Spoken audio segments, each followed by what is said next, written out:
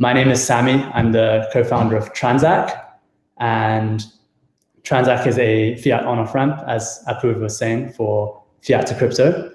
And I'm just going to talk a bit generally about payment systems on different blockchains. So the first way that I wanted to start is just talk about what is a payment system and what is the perfect payment system. So to me, the perfect payment system has a few components.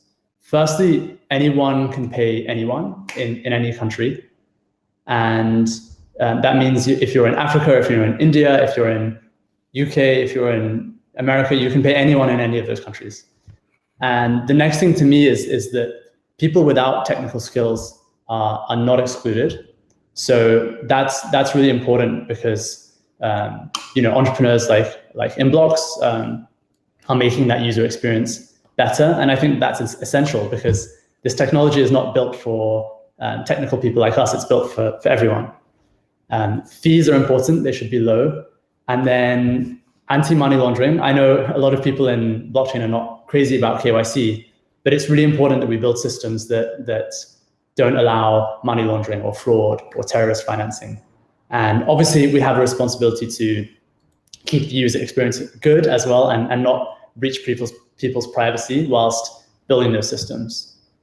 And the next thing to me that's really important is that merchants and entrepreneurs should be able to build on top easily. So let's talk about some of the problems. So building banking payment systems is slow. And when I say slow, I'm talking decades. Systems like Swift or settlement systems on top of banks, you have to have lots of people in suits sitting around tables discussing things for years and years. And then when it gets to actually doing the technical implementation in the banks, they're not like agile startups, right? They take years, maybe 5 years if you're lucky, and then they ship something. The other problem that I see is that innovating in fintech requires licenses. So if you're a young entrepreneur and you want to start a fintech company, you need to have resources for licenses. You need to have connections with banks and financial institutions, which excludes a lot of great entrepreneurs, which is a big shame.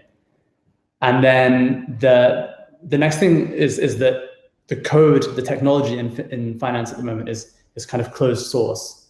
What I mean by that is that that's a plant gone. Actually, that's probably a good point to just pause and just see if anyone have any questions so far.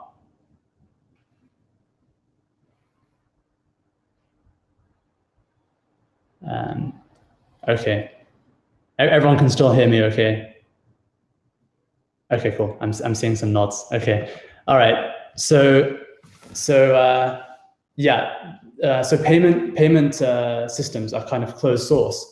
So that means that if you want to build into APIs, you have to build commercial relationships with these companies. You have to send them documents, and we at Transak know this better than anyone because we spend a lot of time doing this. It's really a pain. And when you're a fintech entrepreneur, you just want to build. You just want to get access to your APIs. You just want to build, right?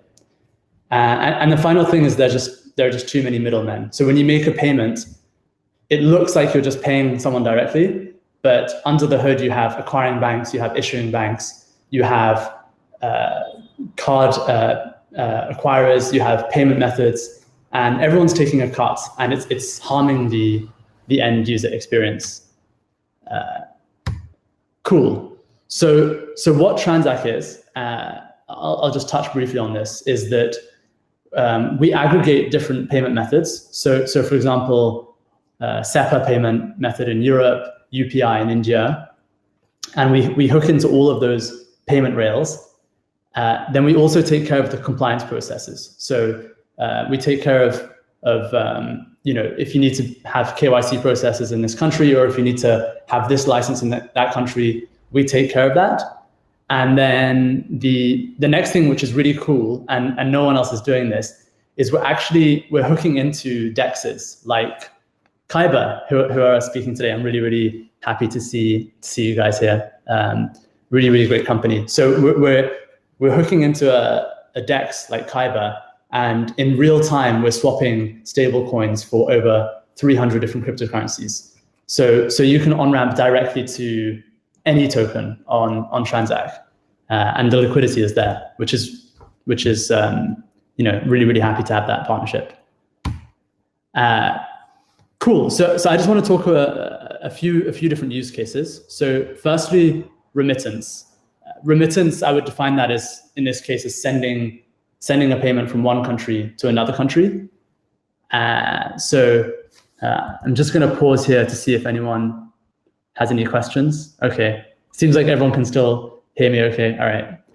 So let's take the example of you want to send money from the UK to India. So at the moment, if you want to use international transfer, it's going to take you over a week. You're going to be paying crazy fees, like up to 5% in some cases. And what you can do instead is you can buy a stable coin, and that's instant. So the payment rails in the UK is instant, and the fees can be very low. And then you then sell that stable coin, let's say USDT, you sell that for Indian rupees. That's also instant, right? And the fees are low. So instant. Under the hood, it's like multiple transactions, but we want to see entrepreneurs who are building this as like one seamless user experience. And I think that's, that's obviously happening. And I put here pounds and US dollars and Indian rupees, but obviously this can be for any country. And the next thing is direct access to investments. So a project I find really cool is token sets.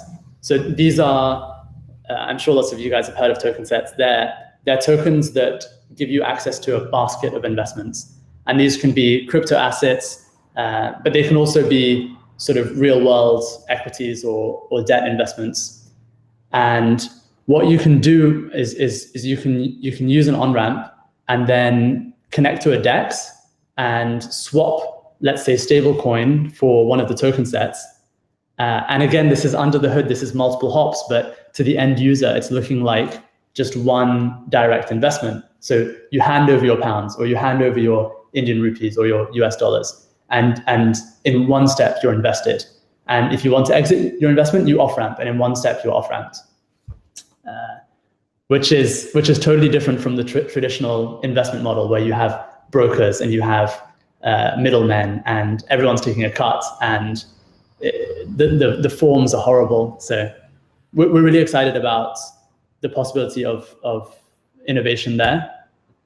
And the final thing I want to say is that, at the moment, we're seeing some really cool innovation. So products like Edge Wallet, MetaMask, Dharma.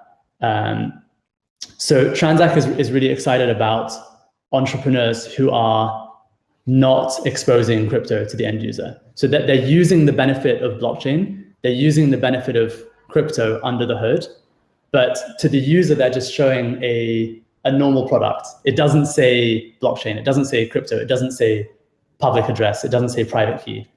It just says invest and earn this much interest, or send money instantly for these low fees, or get a loan, or buy this NFT or something like that. And that's why we really believe in a future of on-ramps where it's not so much a fiat on-ramp as a payment gateway. So we imagine that the payment experience will look like a Stripe, or it will look like a PayPal. Under the hood, you'll be using crypto, but that's all going to be via backend APIs. So in the front end, it's just a normal fiat payment interface. So the great benefits of blockchain and DeFi under the hood, with the simplicity and the user experience of normal apps. And I just want to say that I think there are some really smart people in the audience here, and I hope that some of you will be building these products and giving the world what it needs.